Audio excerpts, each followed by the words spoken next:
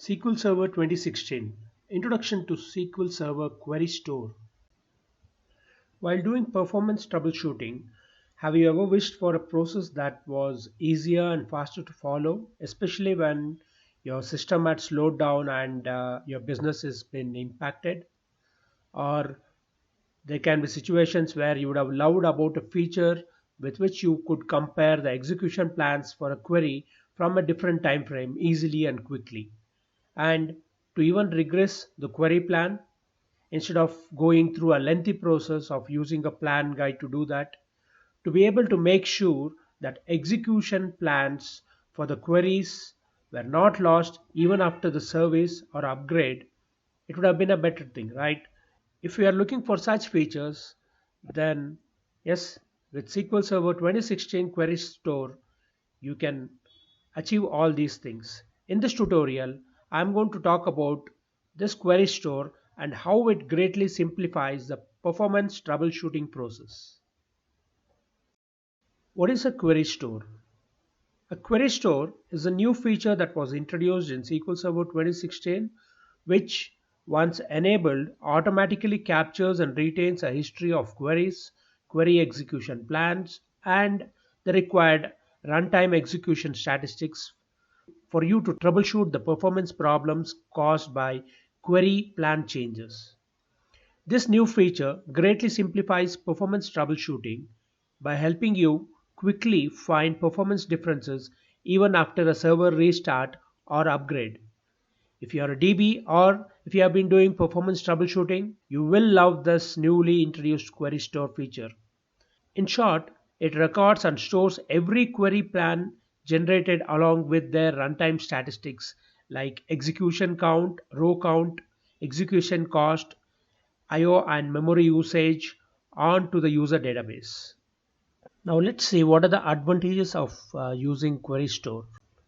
As a DBA, you might have been doing performance troubleshooting for years now, but what makes Query Store a great feature is you can enable this feature for a specific database for which you would want to do performance troubleshooting.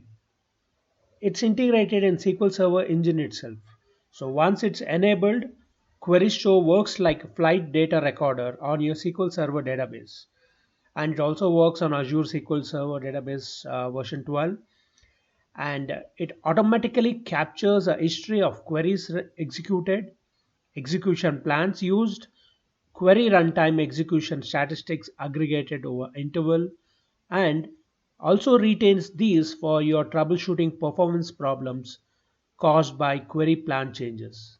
And all this happens asynchronously, having a very minimal impact on your server. It persists the captured information in tables inside the database for later use.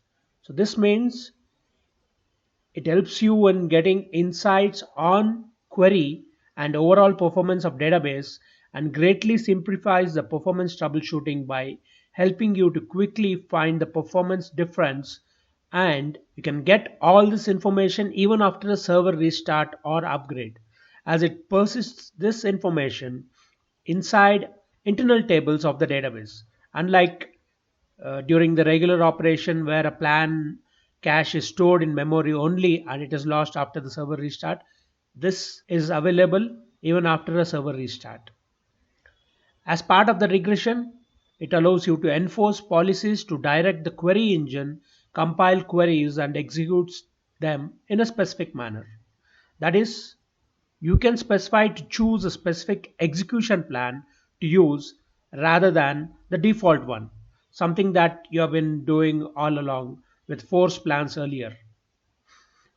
It also includes several dynamic management views to access captured information, as well as it has pre-built reports for quickly analyzing captured information. Query Store makes performance troubleshooting easier and faster, letting you to save time and making your work easier so that you can quickly pinpoint the most expensive queries in terms of CPU, memory, input and output, etc. You can get full history of query execution. You can get all queries that regressed.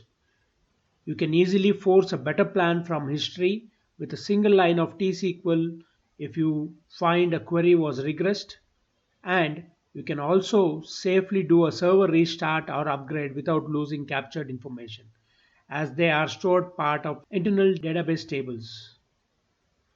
What else we get from this? We get 4 wonderful reports: a regression report to track the queries that have performed badly over a period of time. So one gets to compare historical performance against the recent performance with this report. The second one is a top consuming queries to find the poor performing queries by CPU, duration, IO in the last 1 hour, and so on. The third one is a overall performance report.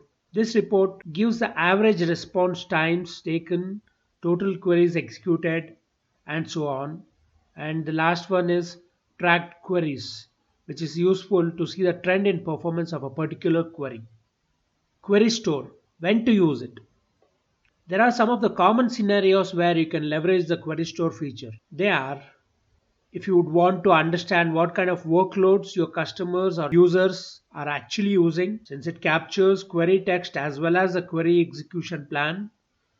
If you would want to identify top n queries by query execution time or memory consumption, input output, etc. in the past n hours, identifying the queries that have a high runtime variance by doing comparison over time, to determine the number of times a query was executed in a given time frame, or to determine queries that have changed plan since the previous period or yesterday or some particular specific point in time, to analyze the resources like the CPU, memory utilization for a database for which the feature has been enabled, or if you would want to audit the history of query plans for a given specific query, or audit the cost of the queries so that you can ensure performance SLA, or to evaluate capacity needs of an application and to identify resource connection. You can use it when you would want to quickly find and fix a plan performance regression by forcing the previous query plan which you believe was performing better than a newly generated plan. You can also fix queries that have recently regressed in performance due to execution plan changes after recent upgrades or any other changes. In the next video, I'm going to show you how to get started with the Query Store feature. For more video tutorials, please do subscribe to our channel and like this video. Thank you.